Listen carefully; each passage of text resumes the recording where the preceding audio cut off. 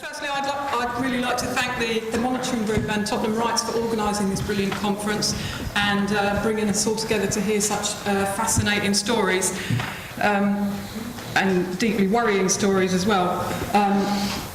And I'd also like to thank them for the honour of being invited to speak here. As Stafford has said, I live and work in Tottenham and I've been active in environmental and social justice movements since the early 80s, including in the Broadwater Farm Defence Campaign.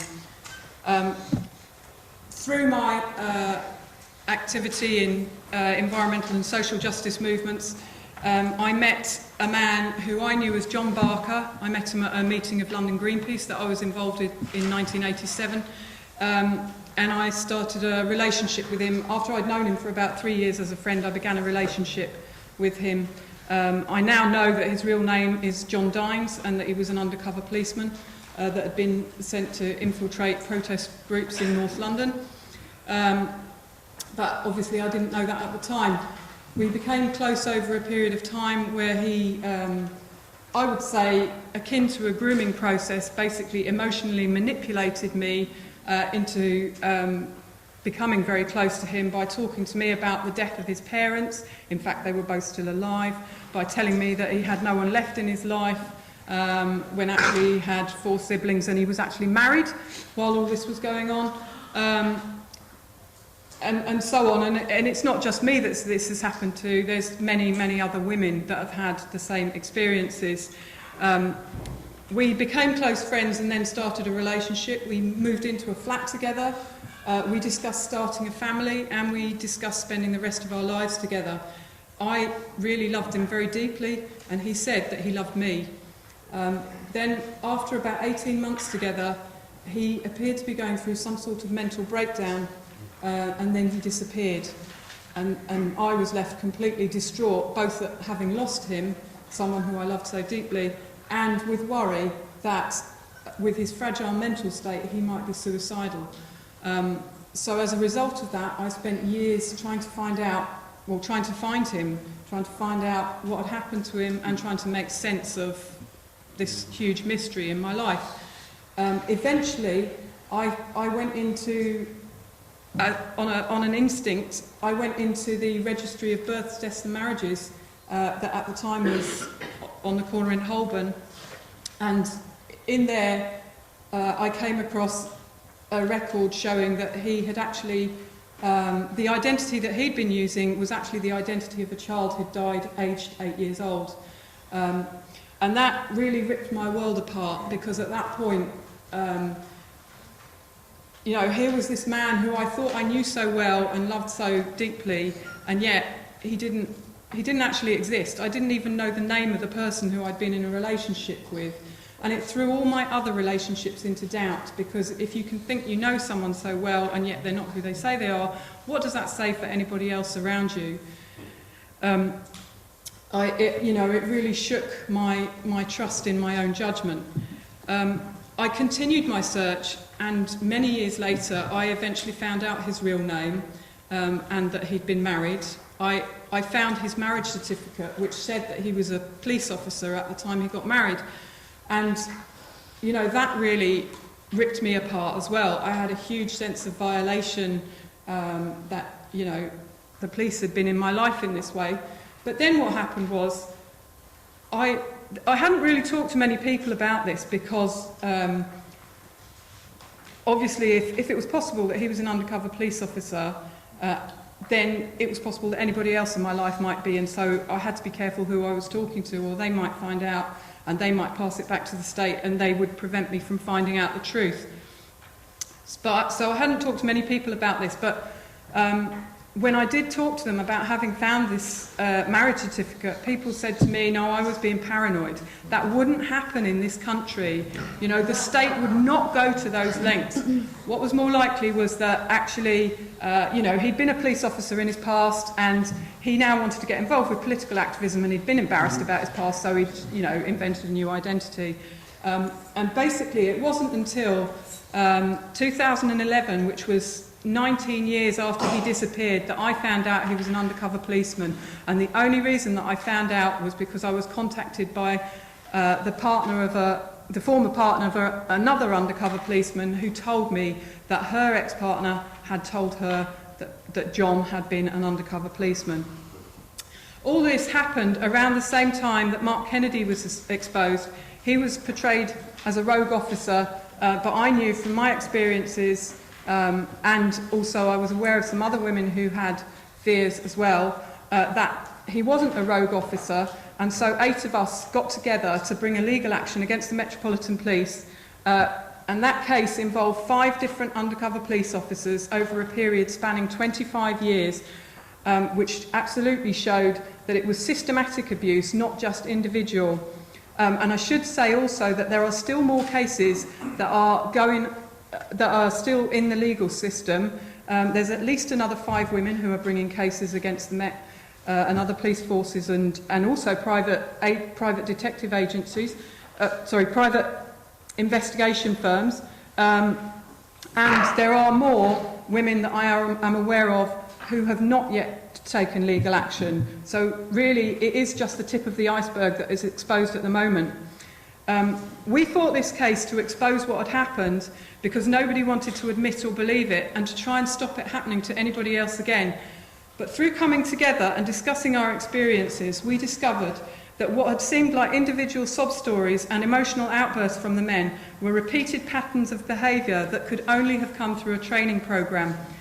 And all of this really highlights the lengths that the state is prepared to go to prevent change, but it also highlights the sexist mindset that thought that it was acceptable for the police to abuse women and derail our lives in order to shore up the fake identities of these undercover policemen so that they could undermine political movements and campaign groups. I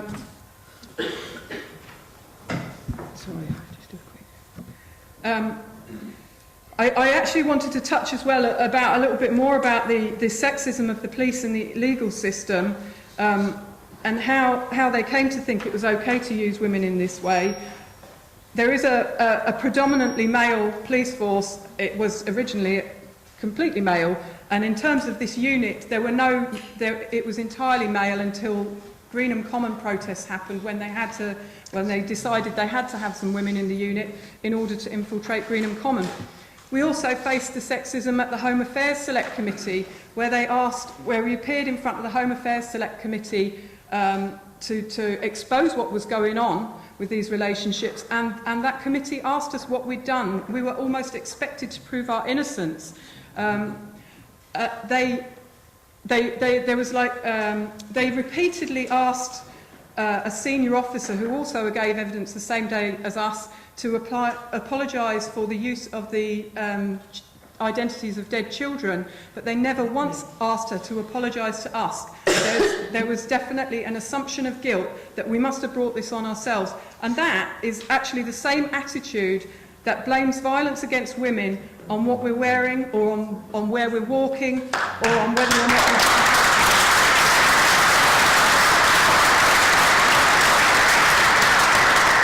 rather than on the men that perpetrate that violence. And despite the fact that there were lawyers on that Home Affairs Select Committee, and they should know better, they know that there is no law in this country that says that if the police suspect someone of a crime, let alone of political activism, that they're entitled to sleep with someone to find out. And it's not surprising that that's not a law, because we all know it would be wide open to abuse if that was a law. We then face the sexism of the CPS, the Crown Prosecution Service decision, where they declined to prosecute any of these officers either for sexual assault or for misconduct in public office, stating that the relationships were based on genuine feelings of mutual attraction. That response is utterly inappropriate and insulting.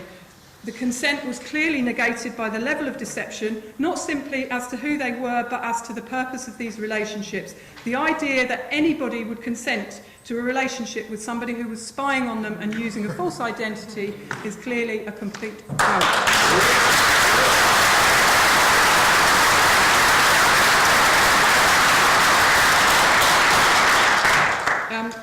So these abusive undercover relationships were exposed not through the state coming clean, but they were exposed through women political activists and through whistleblowers and journalists. But we still have no answer about how and why this abuse was allowed to continue, despite the apology that we received in November from the Metropolitan Police, where they acknowledged that the relationships were abusive, deceitful, manipulative and wrong, and that they were an abuse of our human rights and abuse of police power, and that they caused significant trauma. We've had absolutely no disclosure about these relationships and about why these men were in our lives. We now have the public inquiry, and we want to make sure that the truth comes out at that public inquiry. But the truth can't come out at that public inquiry unless all the cover names are released and unless the names of the files on the groups that were spied on are released, so that we can see the true extent of the abuses and so that other women can come forward to give evidence about their experience with these officers as well. Okay.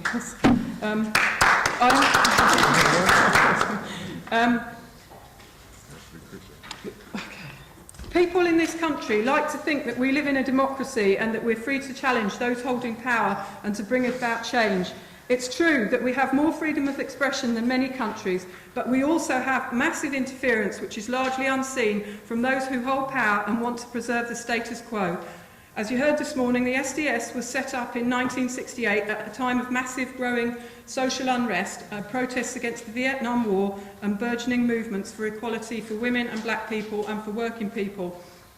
And this was at a time when those who held power in society started to fear that they might lose their privileges if people managed to create a fairer and more just world. There was a lot at stake. I briefly, I'm sorry, I know I'm kind of running out of time, but I just briefly wanted to say that we heard a lot at this conference.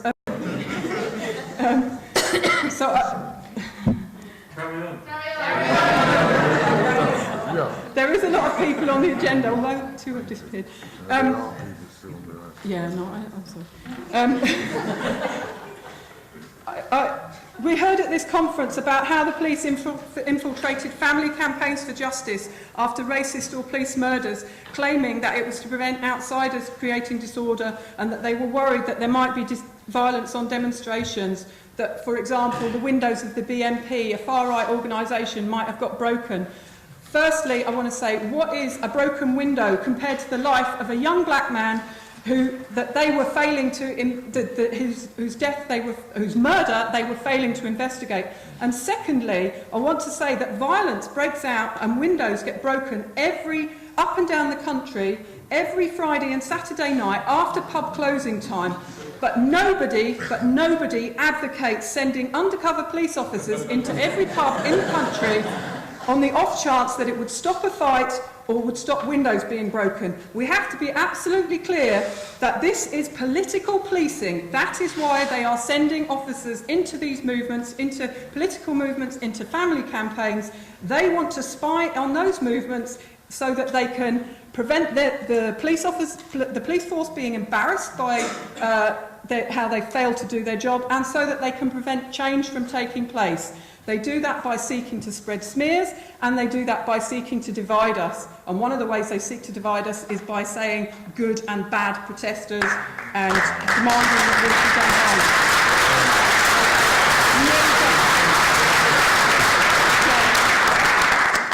I just want to say that, finally, that we know that historically the police have spied on the suffragette movement and the anti-apartheid movement.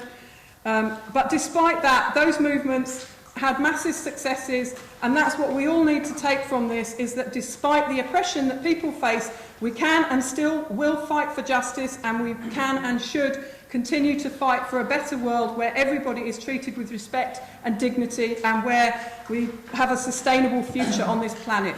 Thank you.